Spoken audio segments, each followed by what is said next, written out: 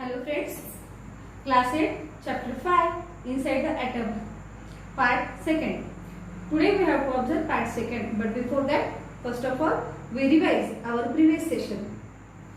In our previous session we learned about matter, types of matter, and then after the smallest particle of the matter, that is atom.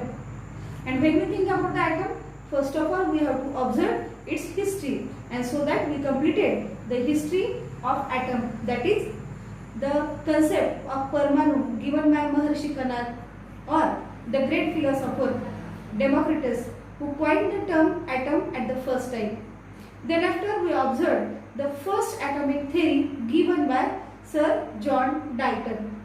And after that the last part that we observed in our previous session, that is Thomson's atomic model or plum pudding model. Now we have to observe our third atomic model, that is Rutherford's nuclear model of atom. Remember one thing, different scientists were working on the structure of atom, and according to that they tried to subdivide atomic particles, and therefore different scientists tried to carry out different experiments, but they could not get success. Now the last one, that is Rutherford carried out one experiment which is known as Rutherford scattering experiment. म्हणजेच काय, आतापर्यंत आपण मागील session मध्ये अणूची संरचना या बाबतीत महत्त्वाचा पार्ट पाहिला. त्यामध्ये आपण अणू हा शब्द कुठून आला याच्यासाठी त्याची हिस्ट्री पाहिली. त्यानुसार डाल्टन आणि थॉम्सन यांनी मांडलेली त्याची रचना पाहिली. What is the Dalton's theory? that atom is a hard, rigid, ball-like structure and it is uncuttable, indestructible.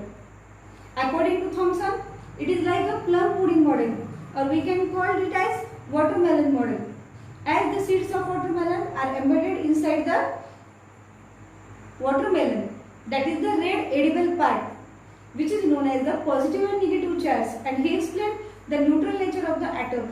But he could not explain the further nature of the atom, and therefore the next theory was put forth by the Ernest Rutherford in 1911. 1911 मध्ये Ernest Rutherford यांनी आपली नवीन अणुसंरचना मांडली. Before that he carried out experiment, that is the scattering experiment. Now what is the scattering experiment? For the scattering experiment, first of all he take one golden foil. What is a golden foil? It is a thin plate of gold. Gold ची तयार केलेली एक thin plate. किती thin? It's thickness is about 10⁻⁴ millimetre. तुम्हाला सगळ्यांना तुमची scale माहिती आहे.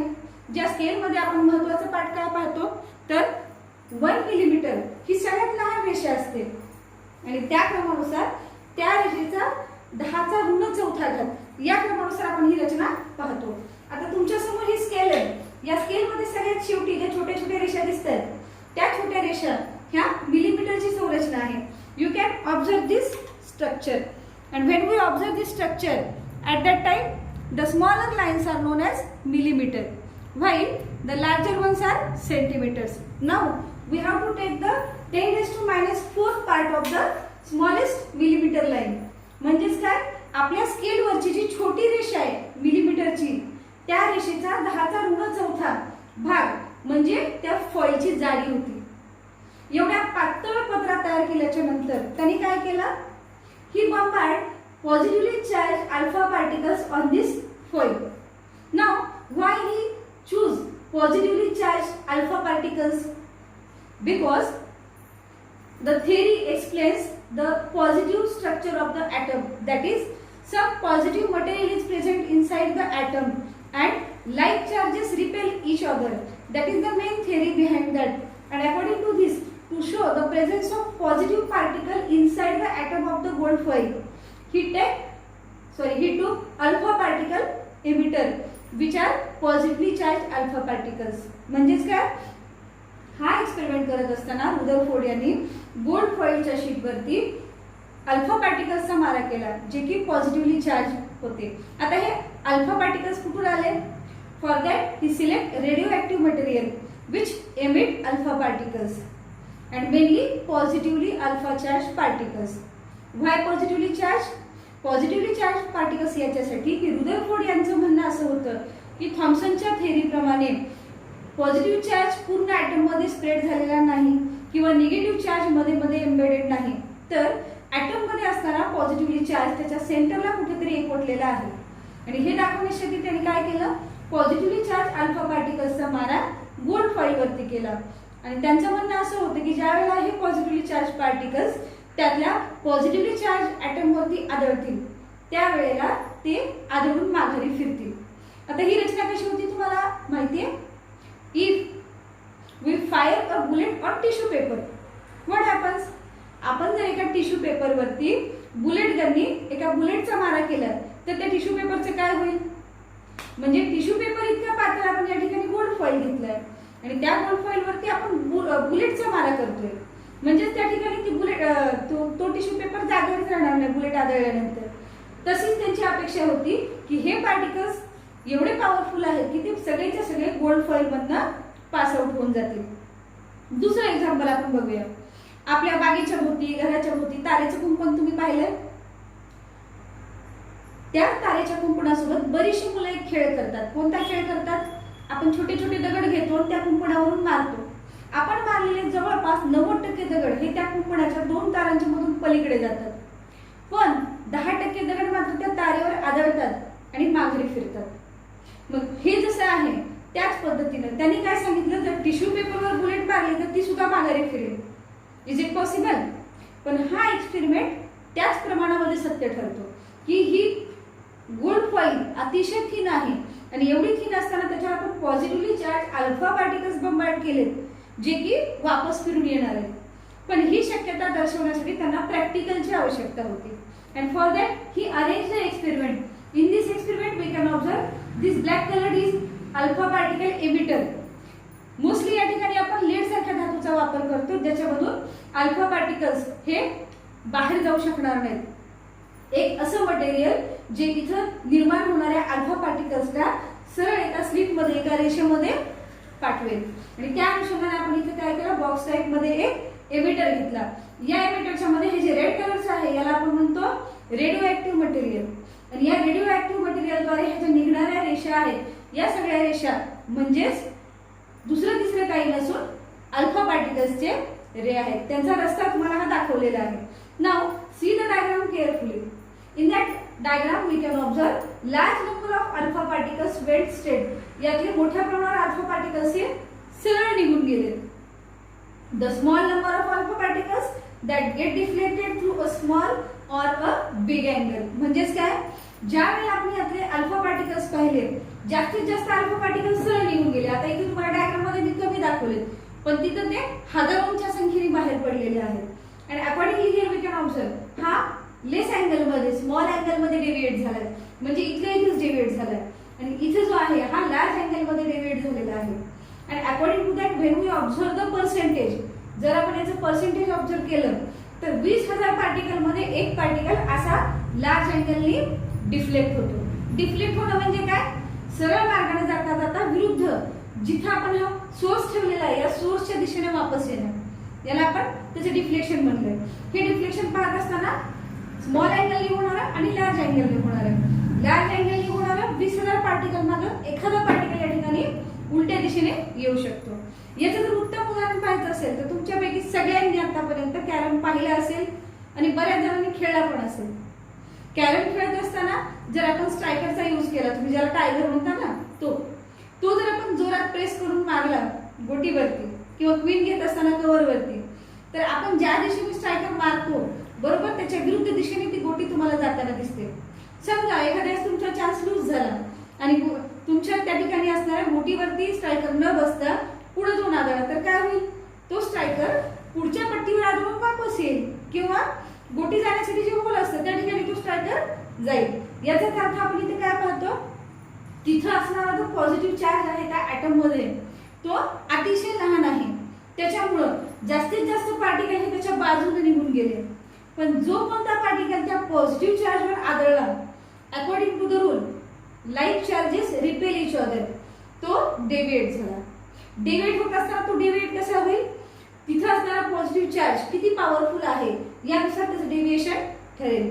ऍट द सेंटर ज्या त्यावेळेला तो लार्ज अँगलनी डिफ्लेक्ट होईल. It means that there must be mainly an empty space inside the atoms in the solid gold foil.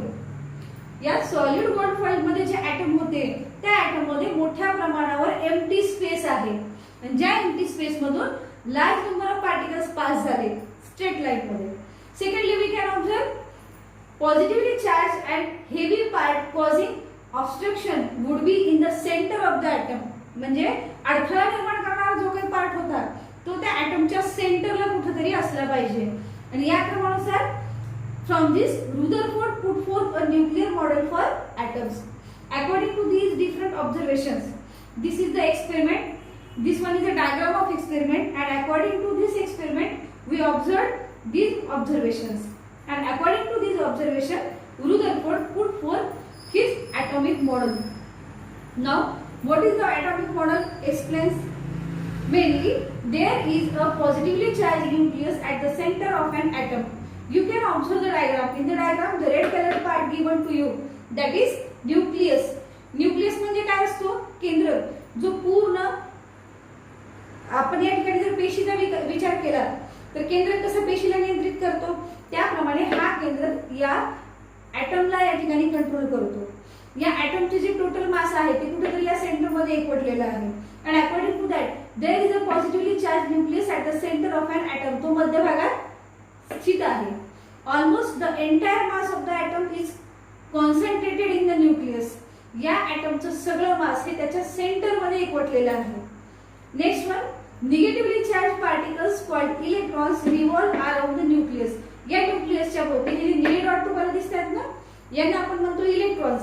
आणि हे इलेक्ट्रॉन या ॲटम मधल्या न्यूक्लियसच्या भोवती ठराविक कक्षेमध्ये परिभ्रमण करतात फिरतात. आणि अकॉर्डिंग टू दॅट इथं काय आहे ह्यांचं जे मास आहे ते अतिशय निग्लिजिबल आहे. कशाच्या बदल्यात इथं असणाऱ्या ह्या पॉझिटिव्ह चार्जच्या बदल्यात. आणि according to this explanation these electrons revolve around the nucleus. सूर्य कसा सगळ्या ग्रहांना आपल्याकडे खेचतो आणि ग्रह सूर्याला स्वतःकडे खेचण्याचा प्रयत्न करतात ज्याच्यामुळे सगळेच्या सगळे ग्रह हे सूर्याभोवती फिरतात.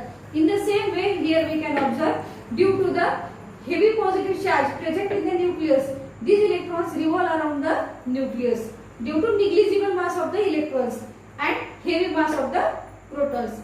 And according to this the total negative charge on all the electron is equal to the positive charge on the nucleus. म्हणजेच काय याच्यामध्ये हे जे इलेक्ट्रॉन्स आहेत या सगळ्या इलेक्ट्रॉनचा म्हणून जो इक्वल टोटल चार्ज होतो तो इक्वल आहे कशाच्या the total positive charge on the nucleus. या न्यूक्लियसवर जेवढा पॉझिटिव्ह चार्ज असेल तेवढा त्याच्या बाहेर फिरणाऱ्या इलेक्ट्रॉनचा निगेटिव्ह चार्ज असेल. आणि according to this we can explain as the positive charges are balance the atom is electrically neutral.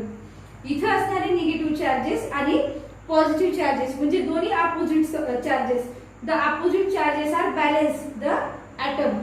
जर अपोजिट चार्जेस इक्वल असतील म्हणजेच काय -5 +5 यांचं आपण ऍडिशन केलं तर टोटल किती होईल 0 होईल. करेक्ट आहे. त्याच पद्धतीने इथे सुद्धा काय होतं जर इलेक्ट्रॉन 10 असतील तर प्रोटॉन पण 10 असतील म्हणजे पॉझिटिव्ह पार्टिकल पण 10 असतील. निगेटिव्ह आणि पॉझिटिव्ह पार्टिकल्सची संख्या नेहमी इक्वल असेल and therefore atom is electrically neutral. This may be asked you into the examination for give scientific reason that atom is electrically neutral in nature. Remember one thing, Thomson also explained the neutral nature of the atom but he could not give experimental reason for that. Thomson जे नियम मांडतो त्या नियमांचं तो स्पष्टीकरण देऊ शकला नाही. Rutherford was the first to explain the atomic model with the help of scattering experiment. And after that, here we can observe the complete atomic model given by the Rutherford. That is Rutherford's nuclear model of the atom. Now the summary. What was the summary? या summary मध्ये आपल्याला पाहायचंय आपण जे तीन वेगवेगळे model शिकलो. First, Dalton's theory. According to that, atom is hard, rigid, ball-like structure. According to Thomson's theory, the structure of atom is like a plum pudding or watermelon, which explains the both presence of positive and negative electrons. And third theory, that is Rutherford's theory, explains us the presence of positively charged charge at the center of the atom, which is known as nucleus of the atom, and the negatively charged electrons revolve around the nucleus. And also he explained the neutral nature of the atom. In this way we can learn different properties given by these scientists. तुम्हाला याचा एक छोटासा chart बनवता येतो, ज्या chart मध्ये तुम्हाला तिन्ही सायंटिस्ट ॲटॉमिक मॉडेल मधल्या थेअरी मधले महत्त्वाचे पॉइंट्स, ज्याला आपण पॉस्ट्युलेट्स म्हणतो, ते लिहून काढायचे. दुसरं त्याची डायग्राम लिहून काढायची. आणि तिसरा पार्ट तो म्हणजे या तिघांमधला महत्त्वाचा फरक काय आहे तो. जर तुम्ही या तिन्हीचा एकत्रित चार्ट बनवला तर या तिन्हीपैकी कोणाचा जरी डिफरन्स तुम्हाला एक्झाम मध्ये विचारला गेला तर तो तुम्हाला व्यवस्थितरित्या एक्सप्लेन करता येतो. Now today's homework. First question, draw a neat level diagram of Rutherford scattering experiment. In the same way तुम्ही थॉमसन आणि डाल्टन यांचे ॲटॉमिक मॉडेल गेल्या होमवर्क मध्ये केलेले आहेत. The second question, differentiate between Thomson's atomic model and Rutherford atomic model. गेल्या homework मध्ये आपण काय पाहिलं होतं, differentiation between Dalton's and Thomson's atomic model. And last third one, that is differentiation between Dalton's and Rutherford atomic model. असे तुमचे बरेचसे प्रश्न तुम्ही मनाने तयार करू शकता. जर तुम्ही या सुट्ट्यांचा उपयोग करून स्वतःची क्वेश्चन बँक तयार केली तर तुम्हाला इथून पुढे होणाऱ्या एक्झामसाठी सुद्धा हेल्प होईल आणि सेल्फ स्टडीची तुम्हाला सवय लागेल. आपल्यासमोर आलेला हा लॉकडाऊनचा पिरियड तुम्हाला मिळालेली एक उत्तम संधी आहे. आधी तुम्ही वर्गात फक्त एका शिक्षकाकडनं शिकत होतात, परंतु आता तुम्हाला गुगलच्या सहाय्याने किंवा युट्यूबच्या सहाय्याने अनेक लोकांची एकाच चॅप्टर विषयीची मतं जाणून घेता येतात. आणि शिवाय आपल्याला या सगळ्याची माहितीसाठी एक वाईड अँगल भेटतो. तुम्हाला याच्यामुळं नव्या नव्या क्वेश्चन बँक नेटवरती पाहायला मिळतील. एकाच चॅप्टर बद्दल अनेकांची मतं ऐकल्यानंतर तुमच्या संकल्पना पण क्लिअर होतील. म्हणून मिळालेल्या संधीचं सोनं करा आणि प्रत्येक चॅप्टर वरती मिनिमम 20 क्वेश्चन्स तरी स्वतः तयार करा.